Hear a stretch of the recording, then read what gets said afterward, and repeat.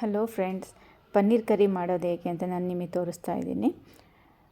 First ಬಾಣಲಿಯಲ್ಲಿ ಎಣ್ಣೆ ಇಟ್ಕೊಂಡು ಅದಕ್ಕೆ ಸ್ವಲ್ಪ ಚಕ್ಕೆ, ಲವಂಗ, ಏಲಕ್ಕಿ ಹಾಕ್ಕೋಬೇಕು. ನಂತರ ಸಣ್ಣದಾಗಿ ಹೆಚ್ಚಿಟ್ಕೊಂಡಿರೋಂಥ ಈರುಳ್ಳಿನ ಹಾಕಬೇಕು. ಅದಕ್ಕೆ ಈರುಳ್ಳಿ ಚೆನ್ನಾಗಿ ಫ್ರೈ ಮಾಡಬೇಕು. ಸ್ವಲ್ಪ ನಾವು ಈರುಳ್ಳಿ ಬೇಯೋಕ್ಕೆ ಉಪ್ಪು ಹಾಕಬೇಕು, ಕರಿಬೇವು. ಈರುಳ್ಳಿ ಬೆಂದಮೇಲೆ ಸ್ವಲ್ಪ ಜೀರಿಗೆ ಪುಡಿ, ಅರಿಶಿನ ಪುಡಿ,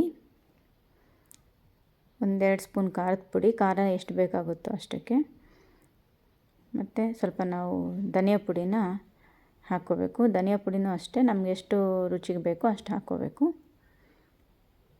ಎಲ್ಲ ಚೆನ್ನಾಗಿ ನಾವು ಹಾಕ್ಕೊಂಡು ಮಿಕ್ಸ್ ಮಾಡ್ಕೋಬೇಕು.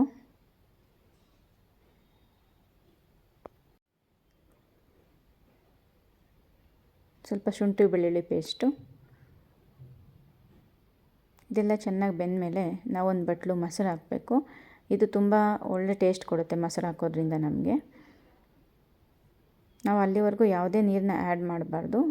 ನಾವು ಅಳತೆಗೆ ಸರಿಯಾಗಿ 2 ಟೊಮೊಟೊ ತೊಗೊಂಡಿದ್ದೀನಿ. ನಾನು 2 ಟೊಮೊಟೊ ಪೇಸ್ಟ್ ಮಾಡಿ ಹಾಕಿದ್ದೀನಿ.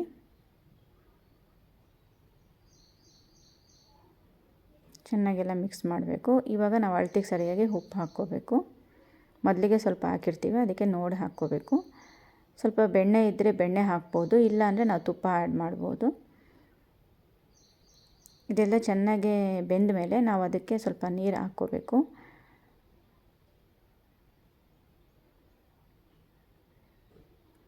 ಚೆನ್ನಾಗಿ ಕುದಿಬೇಕು ಅದು. ಇವಾಗ ಇನ್ನೂ ಸ್ವಲ್ಪ ನೀರು ಬೇಕಾದ್ರೆ ಆ್ಯಡ್ ಮಾಡ್ಕೋಬೇಕು. ಹೆಚ್ಚಿರೋವಂಥ ಕೊತ್ತಂಬರಿ ಸೊಪ್ಪು, ಚೆನ್ನಾಗಿ ಸಣ್ಣದಾಗಿ ಹೆಚ್ಚಿರುವಂಥ ಕೊತ್ತಂಬರಿ ಸೊಪ್ಪು, ಸ್ವಲ್ಪ ಗರಂ ಮಸಾಲ ಪುಡಿ ಲಾಸ್ಟಲ್ಲಿ. ಈಗ ಕಟ್ ಮಾಡಿ ಇಟ್ಕೊಂಡಿರುವಂತಹ ಪನ್ನೀರನ್ನ ನಾವು ಇದಕ್ಕೆ ಹಾಕ್ಕೊಳ್ತೀವಿ.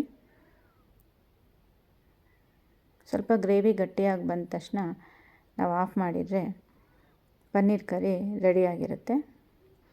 ಮಕ್ಕಳಂತೂ ತುಂಬ ಇಷ್ಟಪಟ್ಟು ತಿಂತಾರೆ. ಅದರಲ್ಲೂ ನನ್ನ ಮಕ್ಕಳಿಗಂತೂ ತುಂಬ ಇಷ್ಟ ಪನ್ನೀರ್ ಕರಿ ಅಂತ. ನಾನು ಲಂಚಿಗೆ ಮಾಡಿದರೆ ತುಂಬ ಇಷ್ಟಪಟ್ಟು ಸ್ಕೂಲಿಗೆ ತೊಗೊಂಡೋಗ್ತಾರೆ. ನೀವು ಮಾಡಿ, ಟ್ರೈ ಮಾಡಿ, ಚೆನ್ನಾಗಿ ಬರುತ್ತೆ. ಹಾಗೂ ನನ್ನ ಚಾನಲ್ಗೆ ಸಬ್ಸ್ಕ್ರೈಬ್ ಮಾಡಿ, ಲೈಕ್ ಮಾಡಿ, ಶೇರ್ ಮಾಡಿ. Thank you.